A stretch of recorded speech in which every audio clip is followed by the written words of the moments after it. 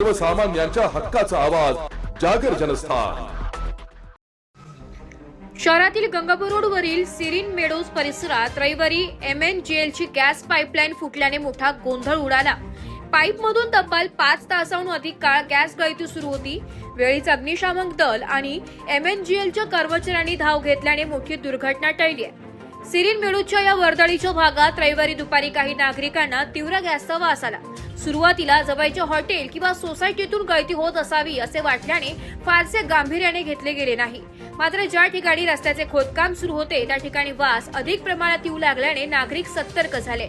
त्यांनी तात्काळ गंगापूर पोलीस आणि अग्निशामक दलाला माहिती दिली। माहिती मिळताच गंगापूर पोलीस आणि अग्निशमन बंब घटनास्थळी दाखल झाले। सुरक्षेच्या दृष्टीने पोलिसांनी नागरिकांना घटनास्थळापासून 200 मीटर अंतरावर राहण्याच्या सूचना दिल्या। संपूर्ण परिसरात तणावाचं वातावरण होतं। अग्निशामक दलाच्या जवानांनी आणि MNGLच्या तांत्रिक पथकाने गळतीचा नेमका पॉइंट शोधला। अथक प्रयत्नानंतर गळती बंद करण्यात यश आलंय। सुदैवाने गळती होणारा गॅस हवेत विरघळल्यामुळे त्याचा स्फोट झाला नाही, त्यामुळे संभाव्य मोठा अनर्थ टळला असे अग्निशामक दलाच्या अधिकाऱ्यांनी सांगितले। या घटनेमुळे परिसरातील नागरिकांमध्ये काही काळ भीतीचे वातावरण होते। MNGL कडून आता पाईपलाईनची पुन्हा तपासणी केली जाणार आहे। जागर जनस्थानसाठी संदीप नवसे, नाशिक।